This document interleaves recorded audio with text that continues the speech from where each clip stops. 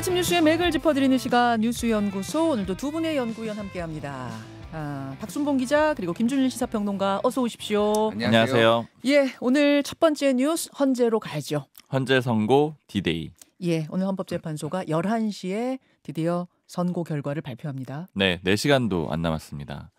헌재는 지금 계속해서 결정문을 다듬고 있거든요. 헌재가 이번 주 화요일에 선고일자를 공지할 때 이미 판결은 마무리됐었거든요. 즉 결론은 내놨던 거죠. 예. 근데 그 이후에도 평일을 계속해서 열어가지고 논의를 하고 있습니다. 예. 이 과정은 결정문을 다듬는 작업을 하고 있는 거고요.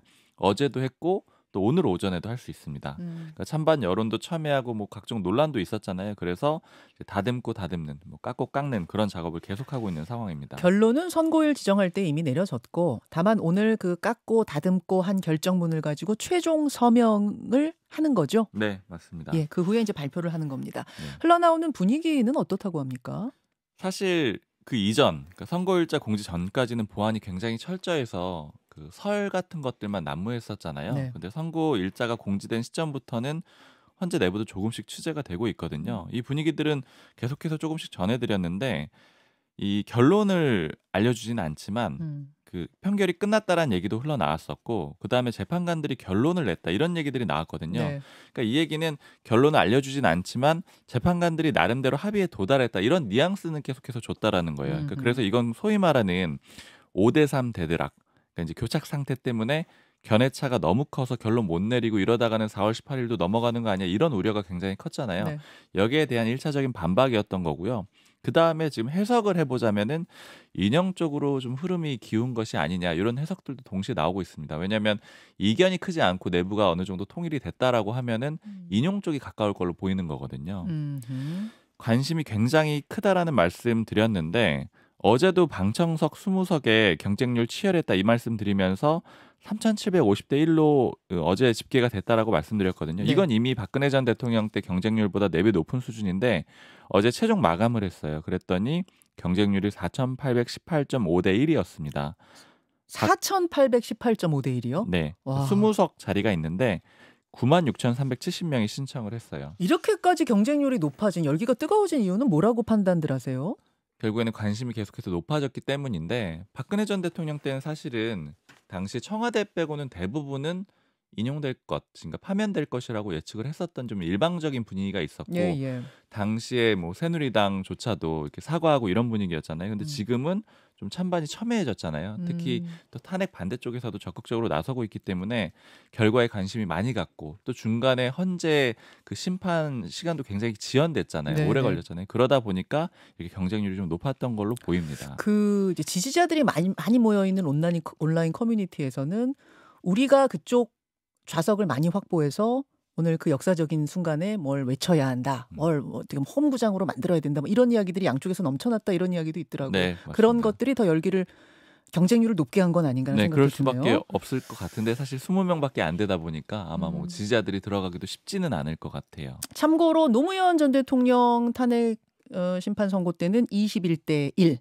박근혜 전 대통령 때는 796대 1이었습니다. 예. 네. 오늘 윤석열 대통령은 불참하는 걸로 최종 결정했죠. 네, 변호인단이 입장 내놨는데 이유는 질서 유지하고 경호 문제를 종합적으로 고려했다라 그래요. 그러니까 윤 대통령이 등장했을 경우에는 그 경호나 그리고 지금 진공 상태로 만들어 놓은 헌재 앞도 좀 혼란이 예상될 수가 있거든요. 뭐 이런 것들을 고려했다라는 거고요.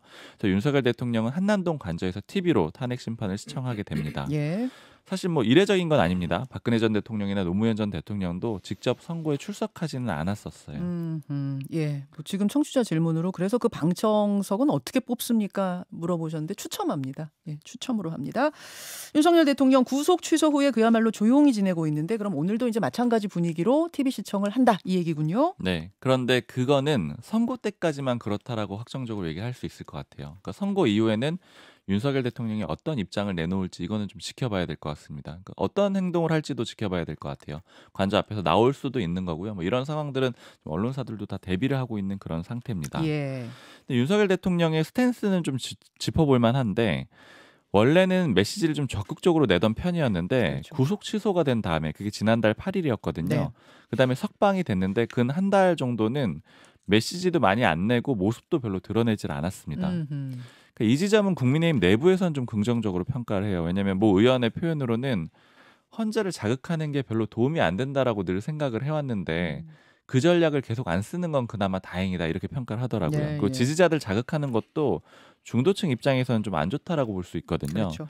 그리고 지금 국민의힘에서 기대하는 내용 중에 하나는 만약에 혹시 인용이 된다라고 했을 때 윤석열 대통령이 어떤 메시지 내주느냐가 조기 대선에서 굉장히 중요한 기점이라고 보고 있거든요. 국민의힘에서는 어떤 메시지 내주기를 기대하고 있습니까? 통합 메시지 내지는 중도층을 향한 메시지를 내주기를 원하고 있어요.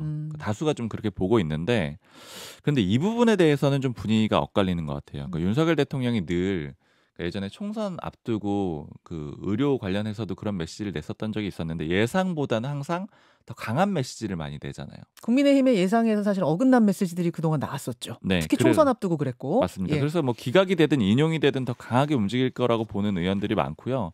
그래서 예를 들어서 기각이 됐다. 그러면은 사실 친윤계에서조차도 윤석열 대통령 임기 단축 얘기하고 한 발 물러나는 모습을 보여줘야지 그나마 뭐 짧은 임기라도 잘 운영할 수 있을 것이다 이렇게 예측을 하고 있는데 그렇게 실제 안 할 것 같다 이런 얘기들도 많이 하거든요. 이렇게 하면 좋겠지만 그렇게 안 할 거다라는 얘기를 하고 오히려 내각이랑 대통령실 일부 정리하면서 숙청 과정도 있을 것 같다. 더 강한 힘을 휘두를 것 같다 이런 얘기들도 하고 있고요. 특히 인용됐을 때 아까 말씀드린 대로 중도 향한 메시지를 내줘야지 대선에서 그나마 가능성이 있는데 예, 예. 그렇게 안 하고 오히려 뭐 일부 후보를 뭐 강하게 민다거나 뭐 이런 얘기들을 할까봐 우려도 하고 있습니다. 그렇군요. 그렇군요. 어제 정치권, 그러니까 선거를 하루 앞둔 정치권 분위기는 어땠어요? 여야 막론하고? 뭐 계속해서 이어지는 흐름인데 막판 여론전을 벌이고 있다라고 볼 수 있고요. 특히 어제 이재명 대표가 좀 강한 표현을 썼습니다. 어제 제주 4.3 희생자 추념식에 갔거든요. 네. 여기에 가서 이런 얘기를 했어요. 제주 4.3 계엄이 이게 당시에 완전히 단죄가 안 됐다는 거예요. 즉 책임자 처벌이 확실하게 안 됐고 그러다 보니까 12.3 친위 쿠데타가 일어났다. 그러니까 비상계엄 윤석열 대통령이 일으킨 비상계엄이 일어났다 이렇게 표현을 했습니다. 그 다음에 이 12.3 친위 쿠데타 계획에는 5천 명에서 1만 명의 국민을 학살하려던 계획이 들어있다. 이런 주장도 펼쳤습니다. 이재명 대표의 이 10,000명 국민학살 계획 얘기가 나오자 어제 또 국민의힘에서 강한 반박이 나왔죠. 네. 그 변호인단에서는 터무니없는 허위 사실을 주장하면서 극단적인 선동과 선전에 나섰다. 이건 검찰 공소장에도 안 나오는 얘기다 이렇게 얘기를 했고요. 국민의힘에서도 나섰거든요. 주진우 법률자문위원장은 이거는 탄핵 기각 결정에 영향 주려는 악의적 시도라고 하면서 법적 조치에 착수하겠다라고 했습니다. 자, 어제 선거 하루 앞둔 정치권의 분위기 또 헌재의 분위기 두루두루 짚어주셨는데 김준일 평론가 어디에 주목하셨습니까? 일단 이제 헌재에서 오늘 이제 어떤 식으로 나올 거냐 예전의 사례를 보면은 몇 개 이제 우리가 추론할 수가 있는데 일단 이 결정은 이제 주문이 있고 이유가 있어요. 주문은 뭐 2017년 3월 10일에 우리가 봤듯이 그때 주문 피청구인 대통령 박근혜를 파면한다. 그 마지막 한 줄, 예, 결론 한 줄. 그게 이제 주문이고 주문이죠. 나머지는 다 이유예요. 이유. 예. 그러니까 이거 설명하는 건데 이게 이제 관례대로 봤을 때는 전원일치일 경우에는 이유를 먼저 하고 주문을 마지막에 하고 근데 이견이 있을 경우에는 먼저 주문을 했어요. 그게 이제 한덕수 총리 네. 대통령 권한대행 그때 탄핵 심판 때 먼저 기각한다라고 해놓고 여러 재판관들이 이제 얘기를 했던 거잖아요. 그렇죠. 그러니까 이거 어떻게 할 거냐. 근데 이게 꼭 정해진 건 아니라고 합니다. 근데 이제 관례대로 봤을 때는 맨 마지막에 그리고 그때 시간까지 딱 보면서 확인까지 하거든요. 예. 11시 뭐 28분 뭐 이런 식으로 정확하게 분까지 이제 그게 즉시 효력이 생기기 때문에 예. 그거를 이제 읽는 연습까지 한다라고 해요. 그러니까. 아, 한번 읽어봐야 돼. 왜 그래서 시간이 몇 네. 분이 걸리는지 그래야지 이제 뭐 마지막에 그 시간 조금 달라지면 뭐 할 수도 있겠지만은 그거 맞추는 연습까지 이제 한다라고 합니다.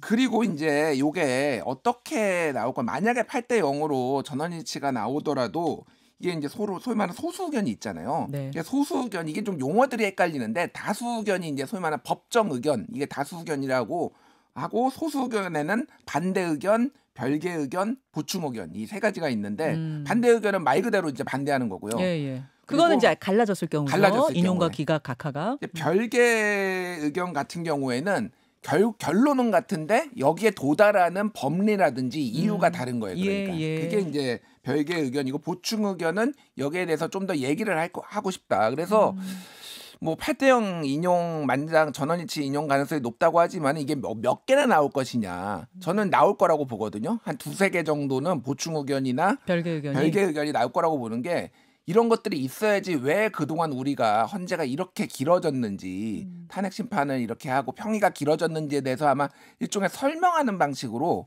이게 들어가지 않을까 개인적으로는 그렇게 봅니다. 그러니까 김준일 예. 평론가 개인적으로 좀 전망을 하기에는 8대0 쪽에 무게를 두시는 것 같은 느낌인데 예.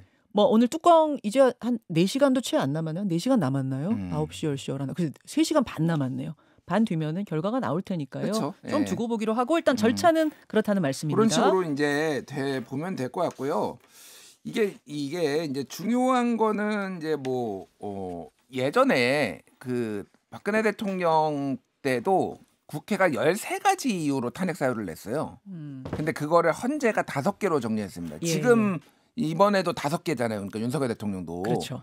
근데 이게 중요한 게 하나만 걸려도 이게 그러니까 탄핵이 된 거예요. 그때 5개가 뭐였냐면 짧게 말씀드리면 그때 공무원 임용권 남용이라고 해가지고 류진용 문화부 장관 면직했던 거 이게 이제 문제가 있었다. 그리고 요거는 기각됐고요. 두 번째는 언론자유침해 부분인데 정윤회 관련된 문건을 보도한 세계일보 사장을 해임하는데 압력을 행사했다라는 거 이것도 기각됐고요. 네. 세 번째 세월호 사건과 관련해서 국민의 생명권을 대통령이 제대로 보호하지 않았다.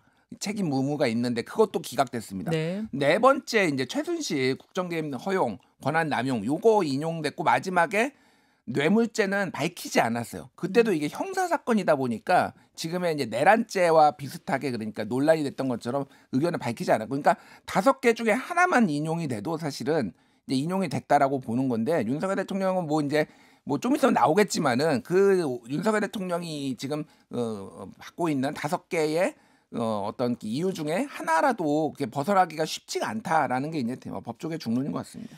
자, 이런 상황 여러분들이 보셔야 되는 관전 포인트까지 짚어드렸습니다. 근데 박순봉 기자, 네. 사실은 헌재 선고가 나오면은 이걸 다 함께 존중하고 승복하고 인정하는 거 이 여부도 상당히 중요하잖아요. 네.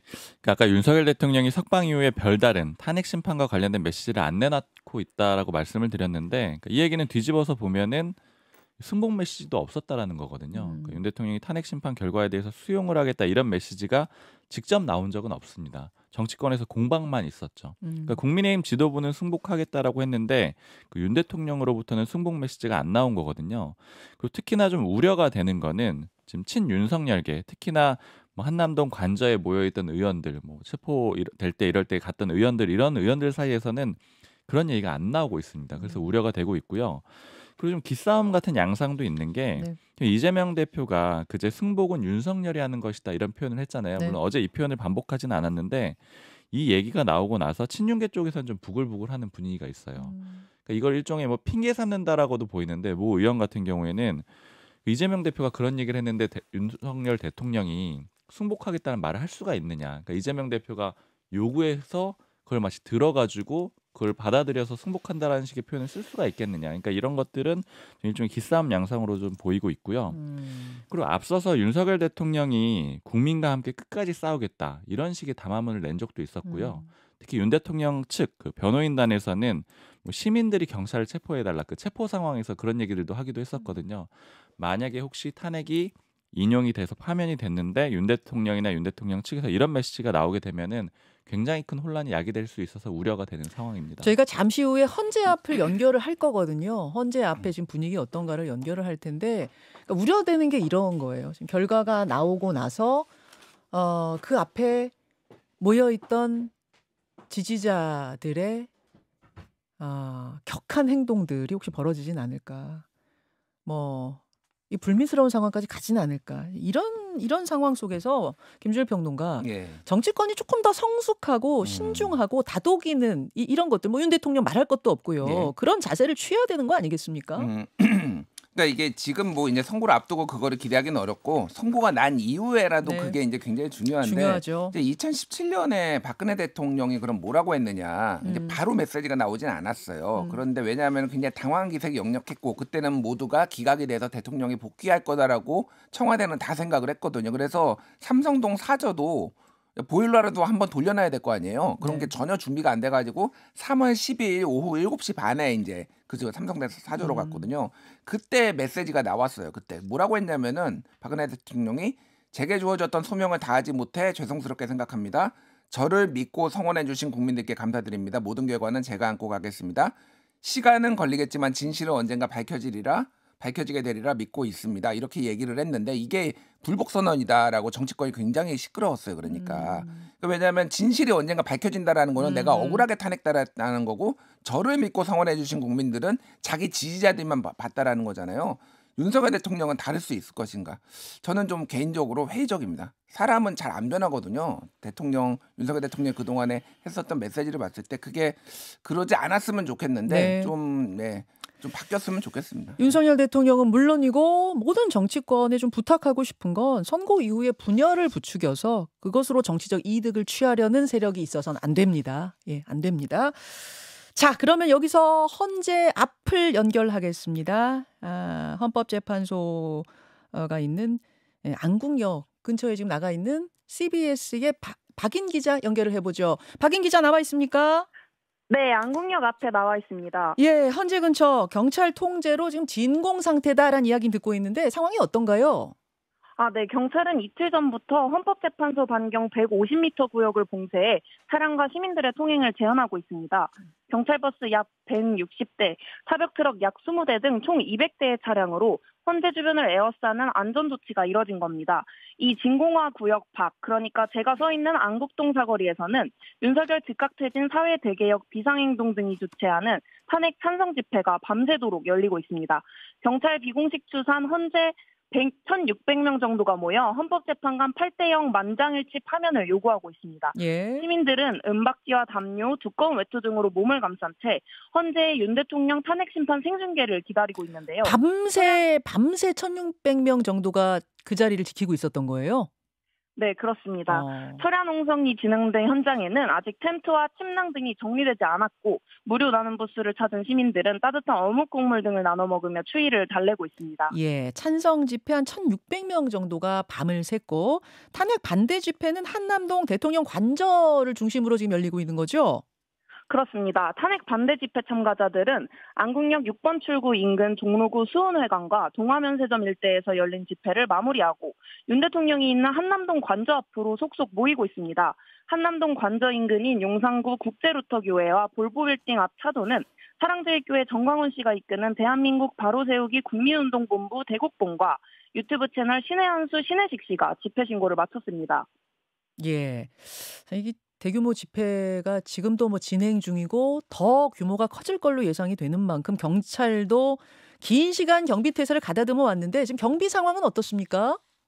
네, 오늘 새벽 0시부터 경찰은 전국의 최고 비상 근무 단계인 가포 비상을 발령하고 가용 인력을 총동원해 집회 상황을 관리하고 있습니다. 헌재를 비롯해 서울 주요 현장 곳곳에 투입된 기동대 인원만 1만 4천 명에 달하는데요. 네. 특히 헌재에는 재판관 위해 등 테러를 대비하는 차원에서 서울경찰청 소속 특공대 20명도 대기 중입니다. 또 집회 참가자들 간의 충돌이 우려되는 종로구와 중구 일대는 특별범죄예방 강화구역으로 지정돼 서장급 8명의 지휘관과 경찰 1,500명이 불법행위를 단속 중입니다. 이호영 경찰청장 직무대행과 서울경찰 최고 책임자인 박현수 서울경찰청장 직무대행 모두 재판관 위에 경찰관 폭행 등은 법치주의에 대한 도전으로 간주하고 엄정 대응하겠다고 예고한 상태입니다. 그 지지층하고 그러니까 집회에 참석한 사람들하고 경찰 간의 충돌은 없었어요, 박인 기자? 네, 앞서 말씀드린 것처럼 헌재 주변 경찰 경비가 삼엄한 만큼 우려했던 경찰과 시민 간 충돌 상황은 현재까지는 없는 것으로 파악됐습니다. 예. 어젯밤까지 헌재 앞에 모여있던 탄핵 반대 집회 참가자들이 새벽 사이 대통령 관저 앞으로 이동하면서 헌재 앞 대통령 지지자들의 수는 수십 명대로 줄어든 상황입니다. 다만 탄핵 심판 생중계 직전 대통령 관저 앞에서 시민단체 촛불행동과 사랑제일교회 정광훈 씨가 이끄는 대국본 모두 집회를 예고하고 있어 양측 간의 충돌이 우려되는 상황입니다. 안국역 인근 그리고 관저 앞까지 집회 신고 인원은 총 15만 명에 달합니다. 예, 안국역 인근하고 그러니까 헌법재판소 주변하고 한남동 관저 주변 집회 신고 인원, 그러니까 이건 예상 인원이 되겠죠. 신고 인원만 15만 명. 와, 엄청나네요. 밤사이에 뭐 특별한 사건 사고는 없었습니까? 네, 우려됐던 탄핵 찬성 반대 집회 참가자들 간의 충돌은 없었고 밤사이 탄핵 찬성 반대 집회 참가자들의 철야 농성이 각각 헌재 일대에서 진행됐습니다. 예. 탄핵 찬성 시민 300여 명은 안국역 6번 출구 일대에서 헌재 8대형 윤 대통령 만장일치 파면을 촉구하는 철야 농성을 밤사이 진행했고요. 종로구 동화면세점 앞에서는 사랑제일교회 정광훈 씨가 이끄는 대국분이 밤새 철야 집회를 열어 새벽 6시 기준 50명 정도가 자리를 지키고 있었습니다. 알겠습니다. 여기까지 지금 헌재 앞의 상황 또 한남도 관정 앞의 상황을 안국역에 나가 있는 박인 기자 통해서 들었고요. 박인 기자 2부에 한 번 더 연결할게요. 현장 좀 지켜주십시오. 네, 알겠습니다. 예, CBS 박인 기자 연결을 해봤습니다. 아, 박순봉 기자. 네. 지금 좀 시간이 좀 없긴 합니다만, 그리고 오늘 뭐 탄핵 심판 선고가 있는 특별한 날이라 다룰 게 많긴 합니다만, 그럼에도 불구하고 미국에서 날아온 이 관세에 관련된 뉴스 짧게 좀 정리해 주세요. 네. 그 트럼프 대통령이 어제 발표를 할 때 한국에 상호관세 25%를 부과하겠다라고 했거든요. 예. 근데 백악관이 공개한 서류를 보니까 26%로 돼 있는 거예요. 저희 아침에 25%라고 뉴스 다 했는데 오후에 보니까 갑자기 26이 됐더라고요. 그래서 취재진들도 많이 물어보고 그랬더니 백악관에서 설명이 26%가 맞아 이렇게 얘기를 했었습니다. 예. 그랬는데 오늘 아침에 보니까 다시 문서가 25%로 또 수정이 됐습니다. 아니 이런 공식적인 게 막 25가 됐다, 6이 됐다, 다시 25가 됐다 이래도 되는 겁니까? 그러니까 굉장히 황당한 상황이죠. 미국 그것도 백악관에서 이런 내용들이 나왔기 때문에 황당한 상황이고, 거기에 더해서 하나만 좀 더 짚어드리면은 지금 트럼프 대통령이 이럼에도 불구하고 반도체하고 의약품도 곧 관세를 물리겠다 이 얘기까지 오늘 한 상태입니다. 그러니까 종목별 관세는 또 따로 가겠다. 네, 참, 예, 걱정스럽습니다. 여기까지 두 분 수고하셨습니다. 감사합니다. 김현정의 뉴스쇼는 시청자 여러분의 참여를 기다립니다. 구독과 좋아요, 댓글 잊지 않으셨죠? 알림 설정을 해두시면 평일 아침 7시 10분 실시간 라이브도 참여하실 수 있습니다.